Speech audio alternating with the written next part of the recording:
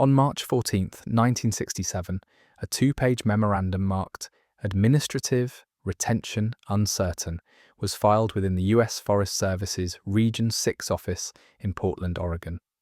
The memo referenced acoustic monitoring infrastructure installed between 1953 and 1959 across 17 remote wilderness locations in the Pacific Northwest and northern Rockies.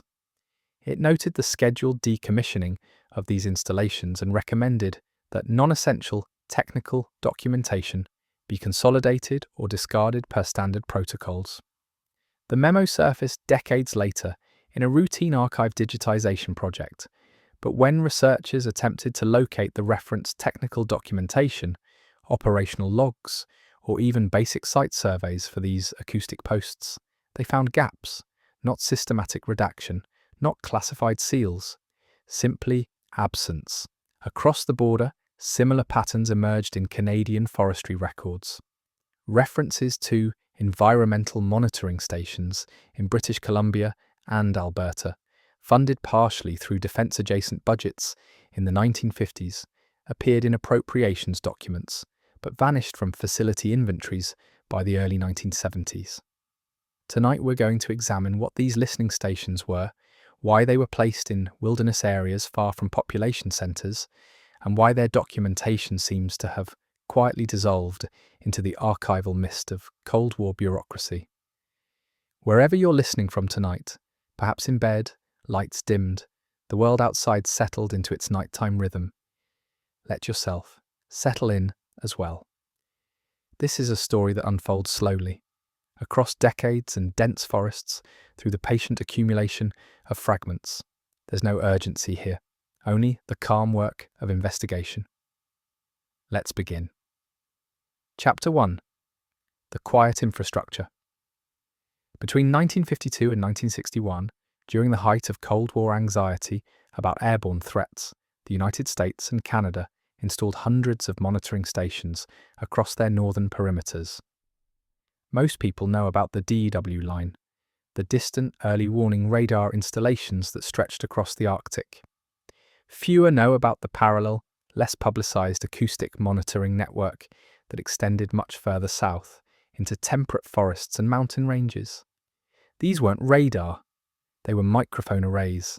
The concept was straightforward. Strategically placed acoustic sensors could detect low-frequency sound signatures from aircraft, particularly bombers flying at altitudes where radar coverage was uncertain. The technology had roots in World War I sound ranging and had been refined for anti-aircraft use during World War II. By the early 1950s, military planners theorized that acoustic detection could supplement radar, especially in terrain where mountains created blind spots or where atmospheric conditions degraded radar performance.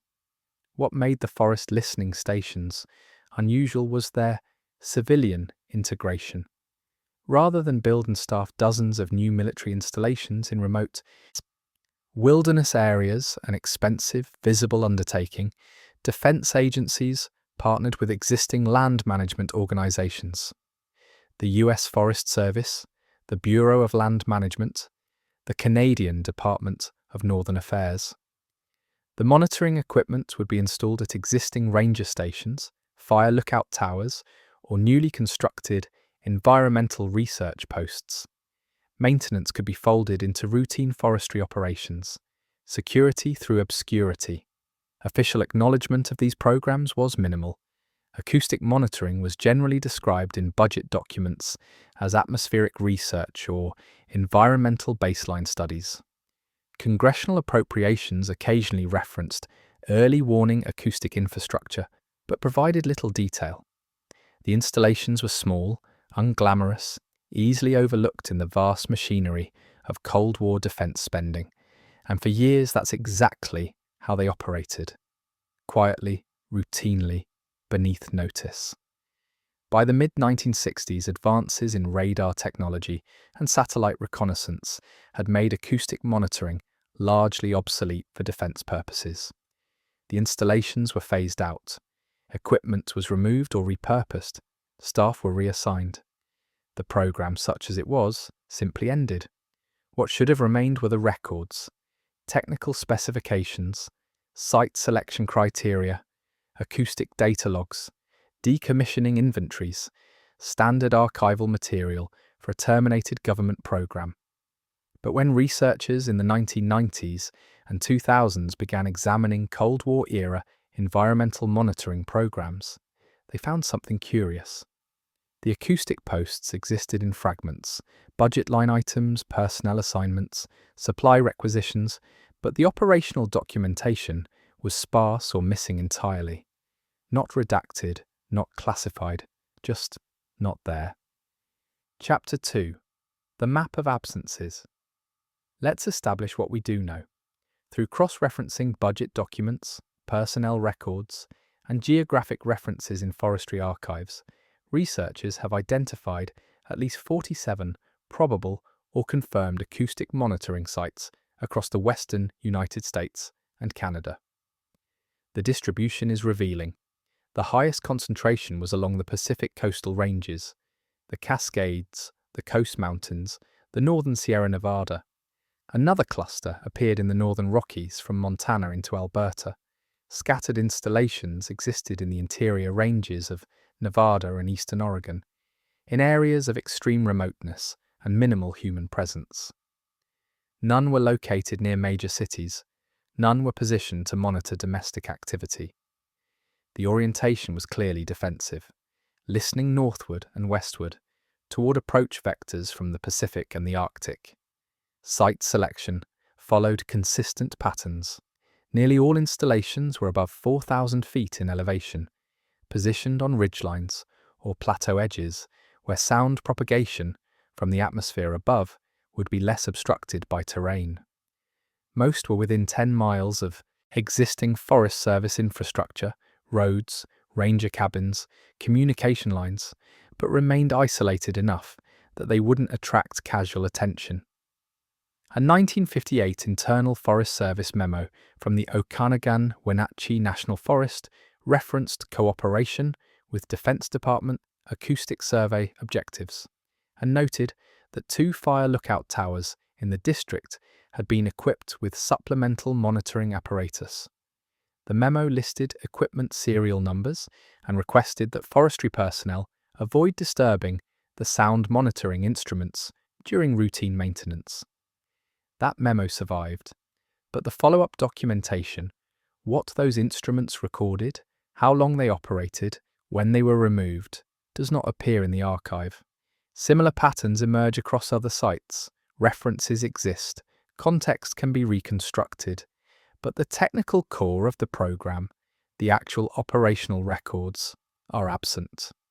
Archivists describe this pattern as unusual. Government programs, even obscure ones, typically leave dense paper trails. Decommissioning procedures especially generate documentation, inventories of removed equipment, disposal or transfer records, site closure reports. The acoustic monitoring program seems to have been dissolved with remarkable administrative cleanliness, or perhaps with remarkable administrative carelessness. Chapter 3. The Sound of Silence.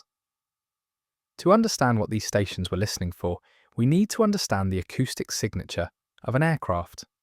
A bomber flying at 30,000 feet produces a complex sound profile: engine harmonics, propeller or jet noise, airframe vibration. This sound propagates downward and outward, refracting through atmospheric layers of varying temperature and density. By the time it reaches the ground, the signature is attenuated, distorted, but still detectable, if you know what to listen for. Acoustic monitoring in the 1950s relied on large parabolic microphones, sometimes arrays of smaller microphones arranged to create directional sensitivity. The audio signals were fed into rudimentary analog analyzers that could identify frequency patterns associated with known aircraft types. Trained operators could distinguish a B-29 from a Tu-4 by the spacing of engine harmonics. The technology was limited. Acoustic detection worked best in calm atmospheric conditions and quiet environments. Wind, rain, thunder, even distant traffic could generate interfering noise. This is why wilderness locations were essential. The ambient sound floor was lower, improving signal-to-noise ratios. It's also why the stations were concentrated in mountainous terrain. Sound propagation is complex in mountains, echoes, reverberation, shadowing, but altitude provided some mitigation. A microphone on a 7,000-foot ridge might detect aircraft sound before it was swamped by lower elevation environmental noise. The operational concept was straightforward. The acoustic stations weren't meant to provide precise tracking, just early warning.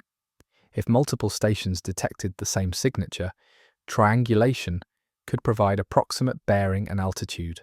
Radar would then take over for detailed tracking, in theory. In practice, the effectiveness of acoustic monitoring for air defense was limited and declined further as jet aircraft became faster and quieter relative to their propeller-driven predecessors. By the late 1950s, the technology was already being marginalized within defense strategy, yet the installations remained operational into the mid-1960s. Why? One possibility is bureaucratic inertia. Funding had been allocated, infrastructure built, personnel assigned. Shutting down a program requires affirmative decision-making, often more effort than simply letting it continue. Another possibility is that the stations had secondary purposes. Acoustic monitoring could detect more than aircraft. Sonic booms, explosions, seismic events. Perhaps the data had scientific or intelligence value beyond the original defense mandate. Or perhaps the stations were simply forgotten, operating on autopilot until budget cuts or equipment failure forced their closure. Chapter 4. The Personnel. Gap. One of the most curious aspects of the acoustic monitoring program is how few people seem to remember it. In the course of research for this investigation, attempts were made to locate former Forest Service personnel, defense contractors, or military liaisons who worked with the acoustic stations. The results were fragmentary. A retired forestry technician who worked in the Gifford-Pinchot National Forest during the early 1960s recalled some kind of microphone equipment at a remote lookout tower, equipment he was instructed not to touch. He remembered that it was checked periodically by men who arrived in unmarked vehicles, performed maintenance, and left without much interaction with forestry staff. He assumed it was weather monitoring. He never saw any documentation. A former Air Force communications specialist stationed at McCord Air Force Base in Washington during the late 1950s recalled references to acoustic observation posts in coordination briefings, but had no direct involvement. He believed the program was run primarily by civilian contractors with minimal military oversight. A documents librarian at the National Archives, when asked about acoustic monitoring records, noted that while references to the program appear in budgetary and administrative files, technical data logs and site reports are conspicuously absent from the collections she would expect to contain them. She described this as not unprecedented, but notable. The pattern suggests a program that was operationally compartmentalized, administratively minimized, and then quietly closed without fanfare or comprehensive record preservation. Government programs end all the time. Archives are imperfect. Records are lost, misfiled, destroyed by accident or policy. There's nothing inherently suspicious about gaps in documentation from 60 years ago. And yet, the consistency of the absence is striking. Not scattered losses, but a specific category of material, the operational and technical records of the acoustic stations themselves, that seems to have been systematically omitted from preservation. Chapter 5. The Technical Mystery. Among the surviving fragments are a handful of technical specifications that raise interesting questions. A 1956 equipment procurement document, located in a General Services Administration archive, lists components ordered for acoustic monitoring installations, Pacific Northwest deployment.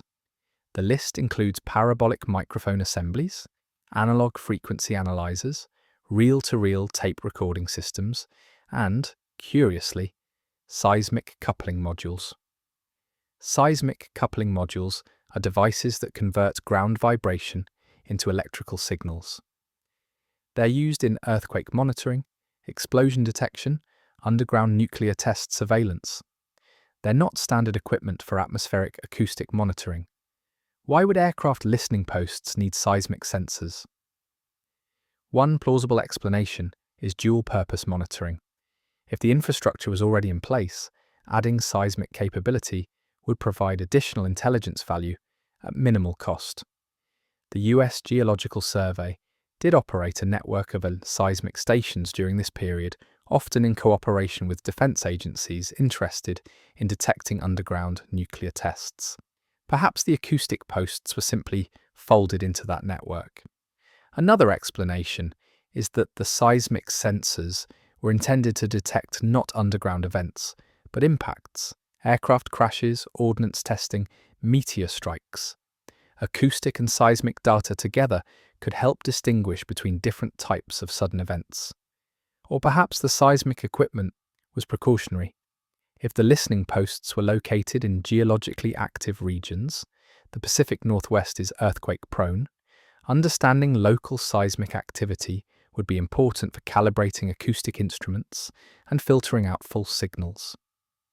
These are rational, mundane explanations, but they're speculative. The actual operational doctrine for the stations, what they were designed to detect, how the data was analysed, what findings were considered significant, is not documented in accessible archives.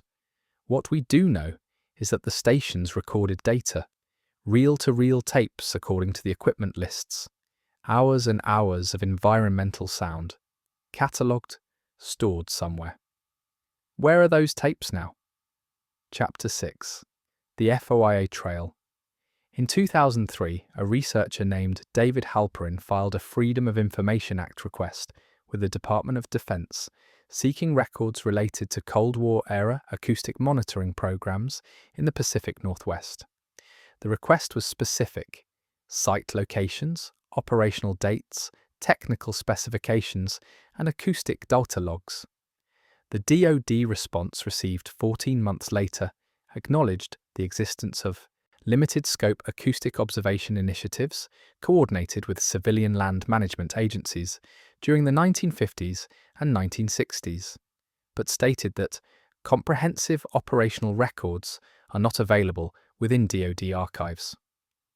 The response included a handful of budget documents and a 2-page overview of acoustic detection theory, but no site-specific data. Halperin filed a follow-up request with the US Forest Service.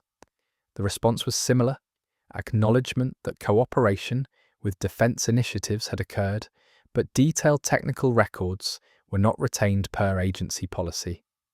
A subsequent request to the National Archives produced references to the Portland Memo from 1967, the one recommending document consolidation or discard, but no trace of the documents that were allegedly consolidated. Halperin's conclusion, published in a small circulation journal on Cold War studies, was that the records were likely destroyed as part of routine archival culling during the 1970s, a period when many agencies purged non-essential documents to reduce storage costs. His assessment was measured. The absence of records was unfortunate, but not necessarily indicative of intentional concealment. Other researchers have been less sanguine. In a 2011 paper, historian Margaret Fielding noted that the acoustic monitoring program exhibited what she called strategic obscurity, a pattern where programs are documented just enough to satisfy administrative requirements, but not enough to enable external scrutiny. She suggested that the program's low profile was intentional, not merely a side effect of its minor importance. Fielding's argument was that acoustic monitoring, while ostensibly defensive, could also be used for domestic surveillance. Microphones sensitive enough to detect aircraft could certainly detect ground-level activity. Vehicles, voices, machinery.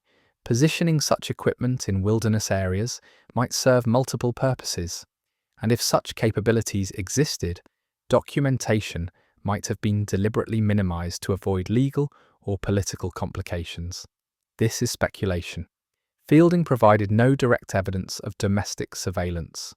Her argument was inferential, based on capability and opportunity rather than documented intent. But it illustrates the ambiguity that surrounds the program. When records are absent, interpretation fills the void. Chapter 7. The Canadian Parallel. Canada's experience with acoustic monitoring was similar but not identical. During the same period, the Canadian Department of National Defence coordinated with provincial forestry agencies to install monitoring equipment in British Columbia and Alberta. The official purpose, as stated in parliamentary budget hearings, was environmental baseline observation in coordination with continental defence initiatives. Canadian records are more accessible than their American counterparts, in part because Canada's archival policies prioritise declassification after shorter time intervals. What emerges from these records is a picture of a program that was from the start ambiguously defined. A 1954 interdepartmental memo discussed acoustic observation infrastructure, but noted that operational parameters remain subject to ongoing assessment by defence liaisons. Translation: they built the stations before fully deciding what they were for. By 1963, a Department of National Defence review concluded that acoustic monitoring contributions to air defence have proven marginal and recommended phasing out the programme. The recommendation was accepted and most Canadian installations were decommissioned by 1965. Unlike the American case, Canadian archival records include decommissioning reports. These documents are perfunctory but revealing. At several sites, equipment was noted as removed and transferred to D&D storage. At others, equipment was listed as salvaged or disposed of per standard protocols. None of the reports mention what happened to recorded data. One decommissioning report for a station near Banff, Alberta, includes a handwritten annotation: tapes retained pending final analysis. The annotation is undated and unsigned. No follow-up documentation exists. Did final analysis ever occur? Were the tapes analysed, archived, destroyed? The record is silent. Chapter 8. The Rational Explanations. Let's step back and consider the most straightforward explanation for the missing records. Government programs are terminated all the time. When they end, documentation is supposed to be preserved, but in practice, archival policies are inconsistently applied. Budget constraints, administrative turnover, lack of historical awareness, these factors routinely lead to the loss of records, particularly for programs considered unimportant or routine. The acoustic monitoring program, by all accounts, was obscure. It had limited strategic value, minimal public visibility, no political constituency. When it ended, there was no reason to treat its records as historically significant.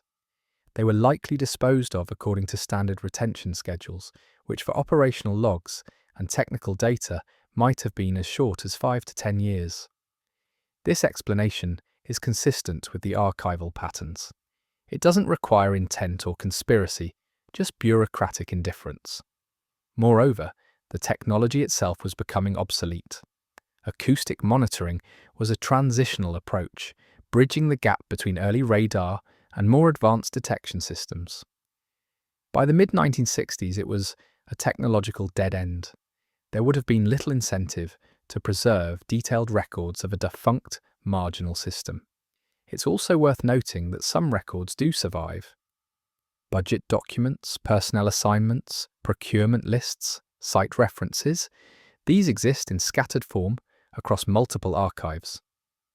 What's missing is the core operational material, the acoustic data itself, the analysis reports, the technical assessments, but operational data is often the first category of records to be purged precisely because it's voluminous, specialized, and of limited interest outside its immediate context. In short, the simplest explanation is that the records were destroyed as part of routine archival management. their absence a product of bureaucratic neglect rather than intentional concealment. This explanation is sufficient. It accounts for the evidence. It requires no extraordinary claims. And yet, Chapter 9. The fringe interpretations. When documentation is sparse, theories proliferate. Some researchers have suggested that the acoustic monitoring program was more extensive and more sensitive than official records indicate. That it was, in fact, a dual-use system, ostensibly for air defense, but also capable of monitoring domestic activity in remote regions. The logic goes like this. The Cold War era saw significant concern about clandestine activities in wilderness areas, illicit border crossings, smuggling, even fears of hidden enemy installations. Acoustic monitoring, positioned to listen skyward, could also listen downward and outward. The same microphones that detected aircraft could detect ground vehicles, machinery, voices.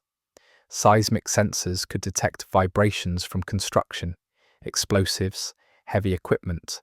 If such capabilities were employed, they would have been politically and legally sensitive. Domestic surveillance without warrants, monitoring of citizens in areas where privacy expectations were high, the kind of activity that, if disclosed, might generate controversy.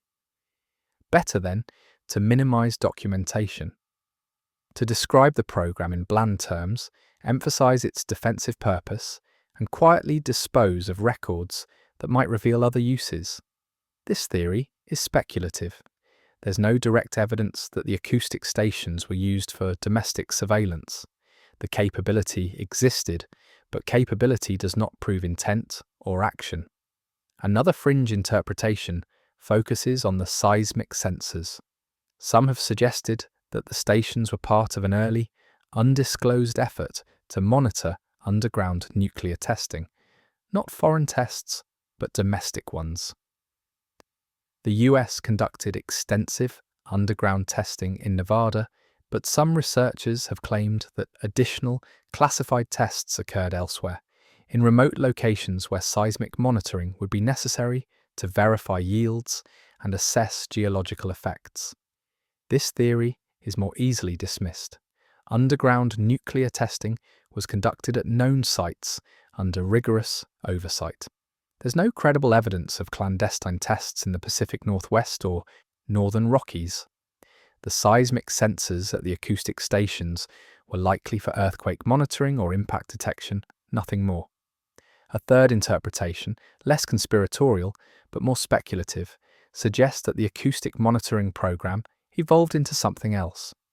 That when air defense applications proved marginal, the infrastructure was repurposed for environmental or scientific monitoring, early atmospheric research, wildlife studies, even experimental communication systems, and that the records, rather than being destroyed, were simply reclassified under different program names, scattered across archives that researchers haven't yet connected.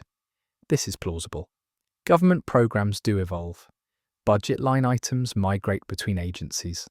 Equipment is repurposed. Perhaps the acoustic stations didn't end so much as transform, and their legacy exists under different names in different archives. But without evidence, this remains conjecture. Chapter 10. The Counterpoints. Skepticism is warranted. The narrative of missing records can easily slide into the presumption of conspiracy, but the presumption is unwarranted. Archives are incomplete. Documentation is lost. This is normal, not nefarious. Consider the scale.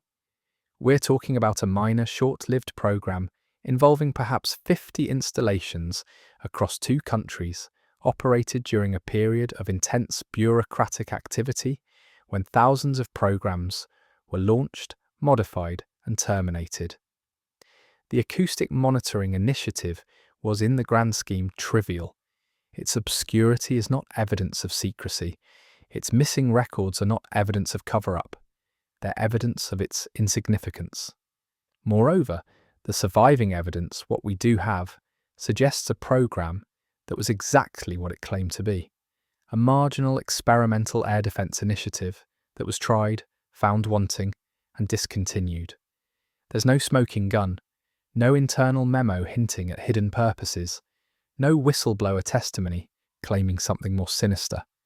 The absence of evidence is not evidence of absence, but it's also not evidence of anything in particular. It's just absence. Archivists and historians who specialize in Cold War documentation have noted that the acoustic monitoring program fits a common pattern. Niche defense initiatives that received limited funding, produced limited results, and were quietly shelved when they failed to deliver strategic value. The fact that records are sparse is consistent with the program's low priority. If anything, the attention researchers have given to the missing records may be disproportionate to the program's actual historical significance. The acoustic stations were footnotes in Cold War history. Their disappearance from archives is unremarkable, and yet the human mind resists uncertainty. We want completeness. We want answers. When records are missing, we fill the gap with theories, plausible or otherwise. Perhaps the truth is simply that there's nothing to find. The stations listened, heard nothing of consequence, were shut down. Their records were discarded because no one cared. The mystery, if there is one, is not what was hidden. It's why we need to believe something was. Chapter 11, The Wilderness Archives. There's another dimension to this story, quieter and more evocative than the archival gaps. Some of the acoustic monitoring sites still exist. Not the equipment, that was removed decades ago, but the locations remain. Concrete foundations on remote ridgelines, rusted anchor bolts embedded in stone, faint traces of access roads reclaimed by forest. Hikers occasionally stumble across these remnants, usually without understanding what they are. A square concrete pad, 10 feet on a side, weathered and cracked. A metal conduit protruding from rock, sealed and purposeless. A clearing that doesn't quite match the surrounding vegetation, as though something was once built there and then erased. These sites are not documented in any official registry. They don't appear on Forest Service maps as historical structures. They're just there, fragments of an infrastructure that existed briefly and then dissolved into the landscape. In 2008, a photographer named Claire Bennett hiked to a site in the North Cascades, guided by coordinates she'd extrapolated from a 1950s budget document. She found the concrete foundation, partially overgrown but still distinct. She photographed it, weathered grey concrete against dark green moss, geometric order yielding to organic chaos. She described the experience as uncanny. Not frightening, but dissonant. The structure was clearly artificial, clearly purposeful, but its purpose was absent. It was a monument to nothing, a relic without a story. Bennett published her photographs in a small online journal, along with her research on the acoustic monitoring program. She noted that the sites felt less like historical locations than like forgetting made physical. Infrastructure built with intent, then abandoned not just to decay but to obscurity. She wrote, "The stations listened to the sky, and then the sky forgot them." Other researchers have visited other sites with similar experiences. The structures are mute. They offer no explanations, no inscriptions, no plaques. They're just there, quietly eroding. Their history accessible only through inference and archival archaeology. In a way, these sites are the program's most honest archive. They tell you something existed. They offer no details. They invite interpretation. They resist certainty. They are, in their silent way, perfect metaphors for the mystery they represent. Chapter 12. The Open Question. So where does this leave us? We have a program that existed, operated for roughly a decade, and was discontinued. We have sparse documentation, enough to confirm its existence, not enough to understand its operation in detail. We have fragmented explanations, ranging from mundane to speculative, none conclusive. What we don't have is certainty. The acoustic monitoring stations were real. They listened. What they heard, whether it mattered, why their records dissolved, These questions remain open. Perhaps the records were simply lost, casualties of archival neglect. Perhaps they were deliberately minimized, a product of strategic obscurity. Perhaps they were repurposed, reclassified, scattered across archives under different names. Perhaps they never existed in the depth we imagine, and the program was exactly as marginal as it appears. All of these possibilities coexist. The investigation doesn't resolve into a conclusion. It opens into ambiguity. And maybe that's appropriate. The Cold War was an era of layers, public narratives and classified realities, strategic necessity and bureaucratic inertia, genuine threats and exaggerated fears. Programs existed in multiple registers simultaneously. What was presented was rarely the complete picture. The acoustic monitoring program might simply be one more example of Cold War complexity.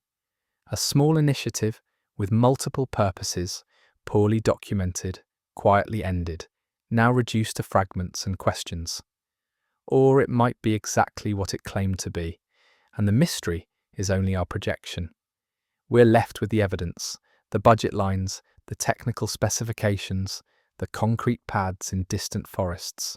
We're left with the absence, the operational logs that don't exist, the tapes never archived, the records that should be there, but aren't. We're left with the question, why does the absence bother us?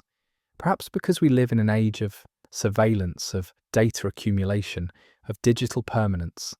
The idea that a government program could operate, record data, and then have that data simply vanish feels alien to our moment. We assume intentionality in absence because we can't imagine administrative indifference on that scale. But 60 years ago, data was different. Magnetic tapes were expensive, storage was limited, preservation was selective. Not everything was kept. Not everything mattered. The acoustic monitoring program might have been in the end exactly what its surviving records suggest.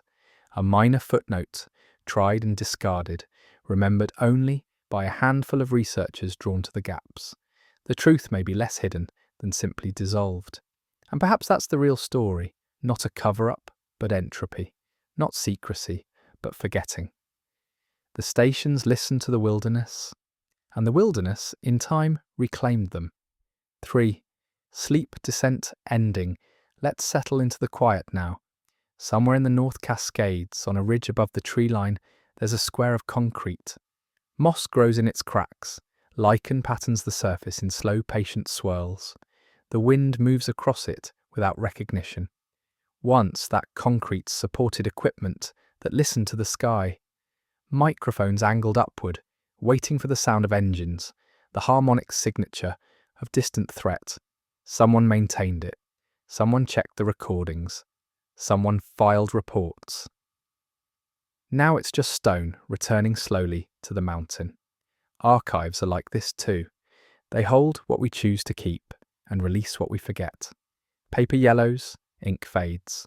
Storage facilities are reorganized and boxes are moved, and sometimes things are simply lost, not destroyed, not hidden, just misplaced.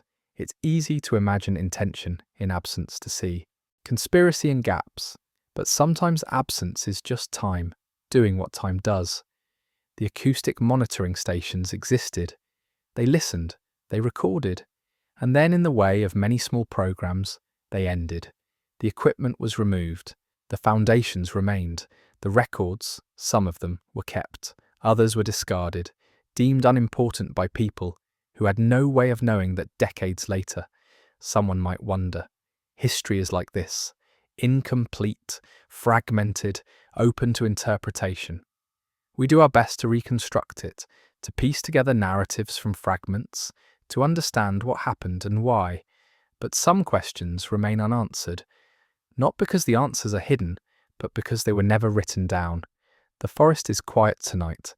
The microphones are gone, but the ridgelines remain, listening only to wind, to the rustle of conifers, to the distant calls of nocturnal birds. The mountains hold no secrets, just time and weather and the slow work of erosion. The tapes, if they still exist, are silent. Magnetic patterns fading information dissolving into entropy. What they recorded, the sound of the sky, the rumble of distance, the ambient hum of wilderness, is gone, or inaccessible, or filed somewhere under a name we haven't thought to search. And maybe that's all right. Not every mystery has a solution. Not every absence conceals a truth. Sometimes the gaps in the archive are just gaps, and we're left with the modest, uncertain work of interpretation. The program existed. It ended. Its records are incomplete. That's what we know. Everything else is speculation, inference, imagination, filling the spaces where documents should be. The wilderness doesn't speculate. It simply persists. Trees grow over foundations. Snow covers the ridgelines. Seasons turn, and the infrastructure of the past becomes part of the landscape, indistinguishable from rock and soil. Perhaps the acoustic monitoring stations will be forgotten entirely, their traces eroded, their story lost. Or perhaps, decades from now, someone will stumble across a file, a memo, a reel of tape in a forgotten storage facility, and the story will shift again, reassemble itself around new evidence.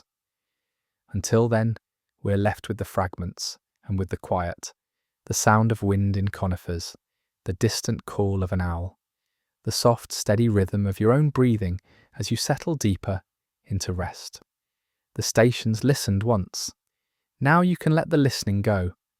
Let the mystery remain open, unresolved, a question, suspended in the darkness like dust motes in air. Let yourself drift. The forests are quiet. The archives are incomplete. The past holds what it holds, and releases what it releases, and the rest is silence. In the end, the truth remains open to interpretation.